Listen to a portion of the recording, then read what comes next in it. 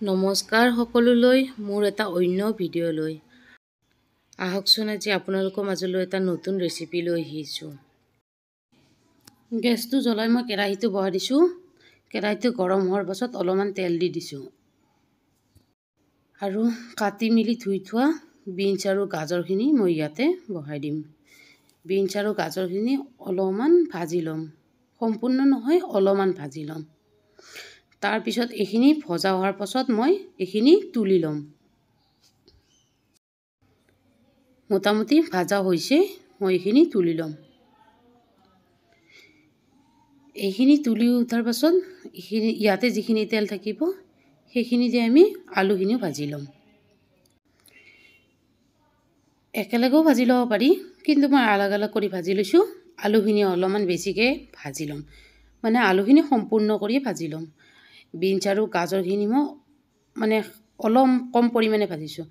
এয়া মই আলুখিনি ইয়াতে বহাই দিছোঁ। তাৰপিছত আলুখিনি লাৰি দিম। যেতিয়া আলুখিনি ৰঙা ৰঙা হৈ যাব মই উঠাই ল'ম। আলুখিনি সম্পূৰ্ণভাৱে ভাজি ল'ম।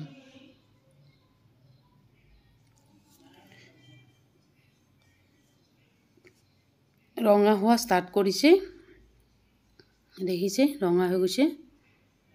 আৰু অলপমান ৰঙা হোৱাৰ পাছত উঠাই দিম। এয়া পূৰা ৰঙা হৈ গৈছে, উঠাই দিম এইখিনি। তাৰপিছতে এই কেৰাহীটোতে গোটেইখিনি চব্জি বহাই দিম। প্ৰথমতে মই 2টা শুকান জলকীয়া দি দিছোঁ। তাৰপিছত কাটি থোৱা পিঁয়াজখিনি ইয়াতে দি দিছোঁ। এইখিনি অকণমান লাৰি দিম।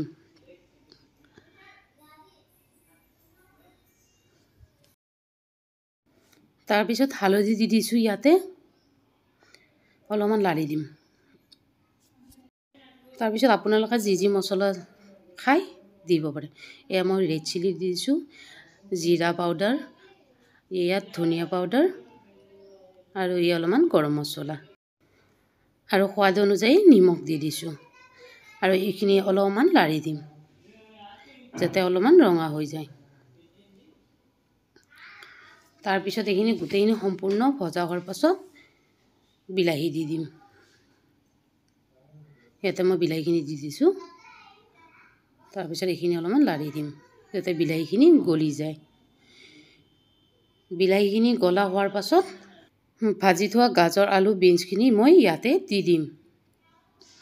আৰু এইখিনি দি উঠাৰ পাছত ভালদৰে অলপমান লাৰি দিম যাতে মছলাখিনি দি চবখিনি মিক্স হৈ যায়। তাৰপিছত ইয়াতে মই অলপমান পানী দি দিম যাতে ভালদৰে গোটেইখিনি বস্তু সিজি যায়। পানীখিনি দি উঠাৰ পাছত অলপমান উতল আহিবলৈ দিম।